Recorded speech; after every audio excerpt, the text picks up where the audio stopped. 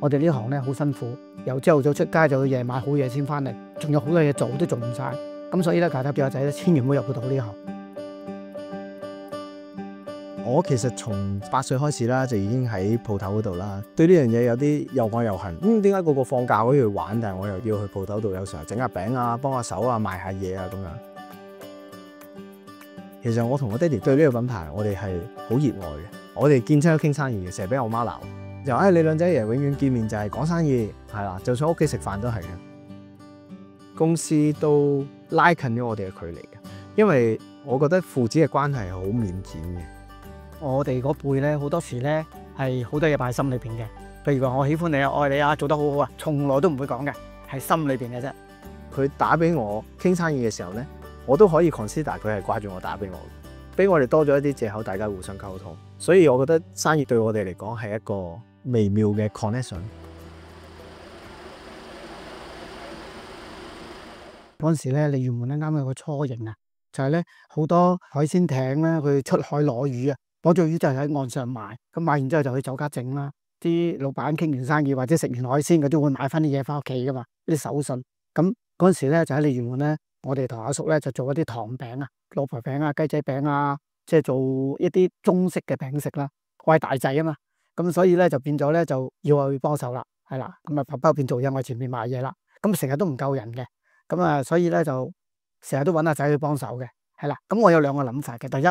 咁我話仔幫手，因為實在唔夠人啦，咁啊自己啲仔女嘅最好噶啦，係嘛？咁啊揾佢幫手啦。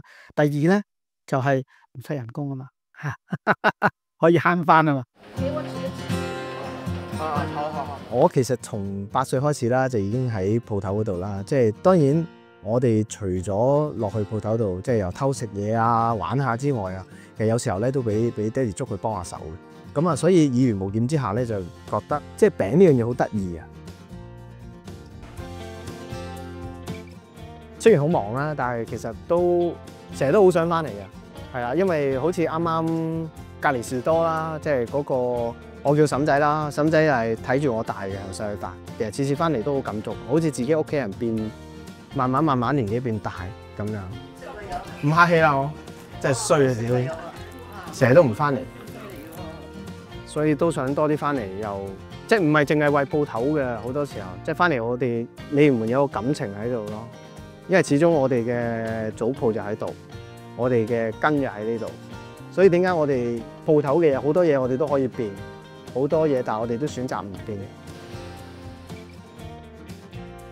我哋傳統就係家庭式嘅，係人手，例如阿爸我咁啊，跟住全部人手去做，咁啊即係傳承咗一路係人手咯。咁其實人手咧當然唔夠機器做得快啦，但係人手咧就係你會有隻眼，你會有手嘅感覺，所以咧人手做出嚟咧，我成日都感覺係有感情嘅，係特別好食嘅。你見我哋工場做嘅，其實全部年紀都大過我哋嘅蛋卷師傅，一世人淨係識做蛋卷。咁跟住我哋咁多年嘅同事。我哋如果係環境，即係大環境都係許可嘅，我哋一定要繼續去同啲同事一齊奮鬥咯。即係就算一日出50盒，我哋咪買50盒咯；我哋一日出100盒，咪買100盒咯。係啊，唔使多㗎，我哋做到幾多盒就買幾多盒。我爺爺當初嘅目標就係要做一啲好嘅產品去俾客人，冇其他雜念嘅。咁我哋都秉承住呢樣嘢，因為我哋自己相信咧，做一啲好嘅產品俾顧客的話咧，佢係有回頭嘅。即係你食完嗰樣嘢，你覺得好食，你會翻轉頭買，呢個就係最好嘅廣告。好似唔夠火咁樣嘅，加入少少香味啊嘛？你覺得？唔夠均勻咯。係啊，阿梅有火色差少少喎呢啲。好啊，係啊，同埋個素蛋咧。點解咧？掃得靚仔啲啊，有問題啊真係。同埋啲火咧，我哋點解要堅持香港製造咧？因為一嚟我哋香港有工場啦，呢個係最方便嘅啦。我哋香港做，其實仲有個好核心嘅原因嘅，因為我哋覺得喺第二度地方去做我哋嘅產品嘅話，新鮮度可能唔夠我哋喺香港度直接做出嚟。即係可能我哋今日做完個產品，直接送到去你手上。我哋喺香港做嘅時間可能係1日半日，都唔需要，即係我哋送到落去鋪頭，咁你去買到嘅時候，其實係最新鮮嘅貨。咁我哋每日都會送貨，我哋都嘗試去揾一啲新方法，即係好似人哋而家買餸都會上網買嘅時候，咁我哋都嘗試下上網咯。包括近年比較興嘅直播啦，或者係一啲網上宣傳啦，一啲短視頻啦，其實我哋都陸陸續續開始去做緊呢啲嘢嘅。咁我覺得一種產品我哋做得再好，你都要有人欣賞嘅。咁如果同一啲品牌聯乘或者做一啲 IP 聯乘嘅話咧，客人可以更加快咁樣留意到咯。咁同時留意佢嘅外形之外，我希望佢哋留意到個品質咯。即係我哋想將一啲動態嘢帶翻喺我哋品牌嗰度。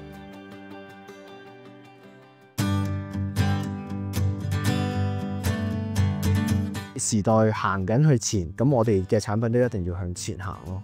即係我哋年輕一代啦，我哋接觸呢啲資訊係比較快嘅。咁我爹哋就一路都好支持我做所有嘅嘢。佢就話：你試下啦，你放膽去試。有需要幫手嘅就你隨時出聲啦。咁樣。其實我同我爹哋對呢個品牌，我哋係好熱愛嘅。就算屋企食飯都係嘅，講下咧，講唔夠3句咧，4句就喂唔好啊，講下我哋有啲公司嘅嘢要傾下先咁樣。因為大家都係中意個生意嘛，所以就會用生意當係一個橋梁啦，大家去溝通，逼住有嘢你就要揾阿仔傾啊嘛。咁所以咧嗰個傾偈嘅時間多咗，揾佢嘅時間會多咗，咁自然喺個交流上面就會多咗咯。反而咧就少咗一啲父子嘅對話，但係我覺得呢種相處模式都好特別嘅。其實公司都拉近咗我哋嘅距離，因為咧我哋嗰輩咧好多時咧係好多嘢擺喺心裏邊嘅。譬如話我喜歡你啊，愛你啊，做得好好啊，從來都唔會講嘅，係心裏邊嘅啫，係啦。咁唔會講，人哋梗係唔會知啦，係咪？咁但係因為生意咧，你就要傾偈啦嘛，逼住有嘢你就要揾阿仔傾啊嘛，咁自然喺個交流上面就會多咗咯。菠蘿包冇菠蘿啊，鮑魚要割出有鮑魚，咩啲鮑魚咯？呢個你打碎咗，係啊，呢啲係啊。佢打俾我傾生意嘅時候咧，我都可以 consider 佢係掛住我打俾我嘅。